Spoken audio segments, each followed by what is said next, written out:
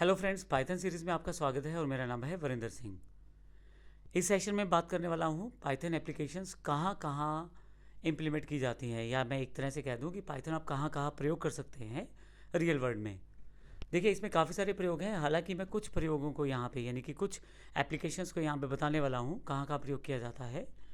सबसे पहले desktop graphical user interface यदि आपको डिज़ाइन करना है, यानी कि कोई ऐसी एप्लीकेशन है जो कि डेस्कटॉप बेस्ड है, यानी कि सिस्टम बेस्ड है, और उसका कोई इंटरफेस आप डिज़ाइन करना चाहते हैं, तो पाइथन इसके लिए काफ़ी सारे टूल आपको देता है। इंजीनियरिंग सेगमेंट में मशीन लर्निंग और आर्टिफिशियल इंटेलिजेंस की इम्प्लीमेंटेशन के लिए आपके पास पाइथन एप्लीकेशंस या पाइथन लैंग्वेज बड़ा इंपॉर्टेंट कार्य करती है। यानी कि अगर आप मशीन लर्निंग लैंग्वेज की कोड को इम्प्लीमेंट करना चाहते हैं, या कोई आर्टिफिशियल इंटेलिजेंस यानी कि एआई का कोई प्रोग्राम है, कोई रोबोटिक्स का प्रोग्राम है, कोई एम्बेडेड प्रोग्रामिंग है, तो उस केस में पाइथन के द्वारा उसे इम्प्लीमेंट करना आसान है। वेब डेवलपमेंट प्रोसेस में खासकर सर्वर साइड स्क्रिप्टिंग के लिए पाइथन बड़ा इंपॉर्टेंट सॉफ्टवेयर या पाइथन बड़ा ही इंपॉर्टेंट लैंग्वेज माना जाता है। डिफरेंट टाइप्स की गेम्स डेवलपमेंट जो हैं वो बड़ी आसानी से हो सकती हैं पाइथन के साथ, यानी कि आप गेम्स डेवलपमेंट में भी इसका प्रयोग करते हैं। इसका कारण इसका साइंटिफिक लाइब्रेरीज और मैथमेटिकल लाइब्रेरीज होना है। मैथमेटिकल लाइब्रेरीज बहुत सारी हैं जिससे आप बड़ी आसानी से गेम्स में जो कोडिंग प्रयोग की जाती है उसे आसानी से वर्कआउट कर सकते हैं। यदि आप डेटा एक्सट्रैक्ट करना चाहते हैं, नेट से डेटा डाउनलोड करना चाहते हैं, डेटा को कहीं से ढूंढना चाहते हैं, तो उसके लिए बहुत सारी नंबर ऑफ़ लाइब्रेरीज पाइथन पहले से अवेलेबल करवाता है, जिससे डेटा एक्सट्रैक्शन प्रोसेस बड़ा आसान हो जाता है। क्योंकि पाइथन का जो बेस है वो सी लैंग्वेज है, और जो सी बेस्ड एम्बेडेड एप्लीकेशंस होती हैं, एम्बेडेड एप्लीकेशंस का मतलब जो सी की प्रोग्रामिंग के साथ और कुछ हार्डवेयर के साथ मिलके चलती हैं, तो इस केस में पाइथन काफ़ी सारी लाइब्रेरीज देता है जिसका प्रयोग करके इन एप्लीकेशंस को बनाया जाता है और बड़ी आसानी से उस पर कार्य किया जा सकता है। पाइथन का प्रयोग वेब स्क्रैपलिंग और बैकएंड ऑनलाइन सर्विसेज के लिए भी किया जाता है। बिजनेस एप्लीकेशंस, जैसे आपको मैं एग्जांपल के लिए फ्लिपकार्ट का नाम ले लेता हूँ, तो ऐसी बड़ी बड़ी साइट्स, ई कॉमर्स साइट्स भी पाइथन का प्रयोग करती हैं, जिससे कि बड़ी आसानी से उनका बैकएंड फ्रंट एंड डेवलप होता है और वो कस्टमर्स की रिक्वायरमेंट के according easy to easy interface देके बैकएंड प्रोग्रामिंग के साथ पाइथन का प्रयोग करती हैं।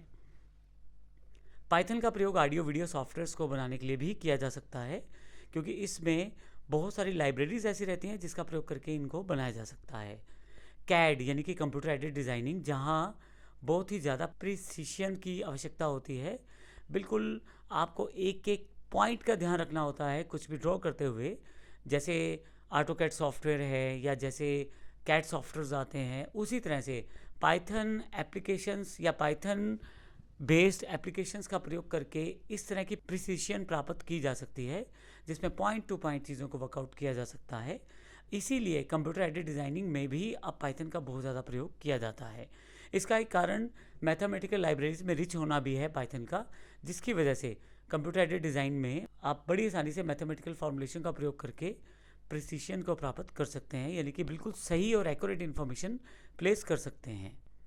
पाइथन आसान है। किसी को अगर पाइथन प्रोग्रामिंग सीखनी है या इवन किसी को प्रोग्रामिंग की शुरुआत भी करनी है, तो पाइथन उसके लिए बेस्ट है, क्योंकि बिना किसी ज़्यादा रूल्स या रेगुलेशंस के आप पाइथन प्रोग्रामिंग को कॉन्सेप्ट सीधा सीधा सीख सकते हैं। जैसे इसमें डेटा टाइप्स अवेलेबल हैं, लेकिन डायनेमिक लैंग्वेज होने की वजह से डायरेक्टली आपको मेंशन नहीं करने पड़ते। वेरिएबल आप जब रिक्वायर्ड हो तब आप उसको डिक्लेयर कर सकते हैं, तब आप उसका प्रयोग कर सकते हैं। पहले से किसी भी तरह की बाउंडेशन नहीं रहती और डायनेमिकली खुद ही पाइथन इसको सेटअप कर देता है। तो ऐसे केस में सिखाने में सबसे बेस्ट रहता है पाइथन।